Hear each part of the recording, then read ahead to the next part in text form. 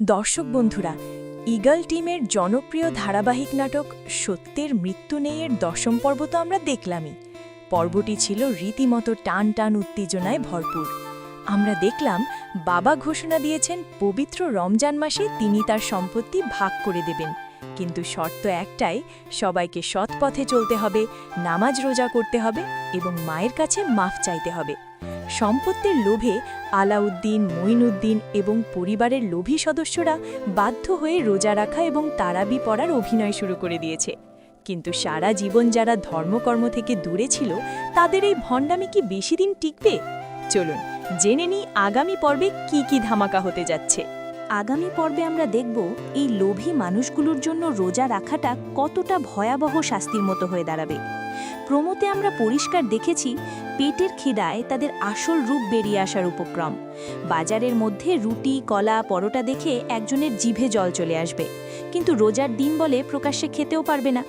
কেউ কেউ আবার ঘরের ভেতর স্ত্রীর কাছে খিদার জ্বালায় ঘ্যান ঘ্যান করবে। সারা দিন না খেয়ে থাকার এই কষ্ট সহ্য করতে না পেরে তারা চরম হাস্যকর ও বিরক্তিকর পরিস্থিতি তৈরি করবে। অভিনয় করে কি আর রোজা রাখা যায়? তাদের এই চোর পুলিশ খেলা দেখে আপনারা হাসতে বাধ্য হবেন। শুধু না খেয়ে থাকলেই তো হবে না, বাবার মনও জয় করতে হবে। বাবা তাদের বোঝানোর চেষ্টা করবেন যে অন্তত এই পবিত্র রমজান মাসে যেন তারা নিজেদের মনটা একটু নরম করে। কিন্তু স্বভাব তো আর সহজে বদলায় না। কোনো একটা চরম বোকামি বা ভুলের কারণে বাবা মারাত্মক রেগে যাবেন। প্রোমোতে আমরা বাবাকে চিৎকার করে বলতে শুনেছি, এই ব্যাককেলটারে আমার সামনে থেকে নিয়ে যা। বোঝাই যাচ্ছে কারো কোনো বড়সড় ভুল বাবার ধৈর্যের বাঁধ ভেঙে দেবে। অন্যদিকে বড় বউ শাহানা আর শাশুড়ির কাছে ভালো সাজার যে চেষ্টা অন্য বউরা করছিল, সেটাও কাজে আসছে না।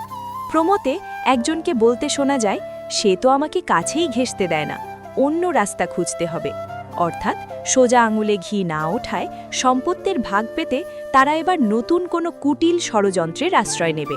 সব মিলিয়ে আগামী পর্বটি হতে যাচ্ছে চরম উত্তেজনার। পেটের খিদায় কি তারা লুকিয়ে খেতে গিয়ে বাবার হাতে ধরা পড়ে যাবে?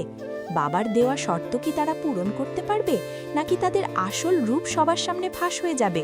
ষড়যন্ত্রের এই নতুন খেলায় শেষ হাসি কে হাসবে? এই সব চমকপ্রদ প্রশ্নের উত্তর মিলবে আগামী পর্বে। তো বন্ধুরা, আপনাদের কি মনে হয়, ওরা কি শেষ পর্যন্ত বাবার সম্পত্তি পাবে? কমেন্ট করে জানিয়ে দিন আপনাদের মতামত। দেখা হচ্ছে পরের ভিডিওতে। ধন্যবাদ।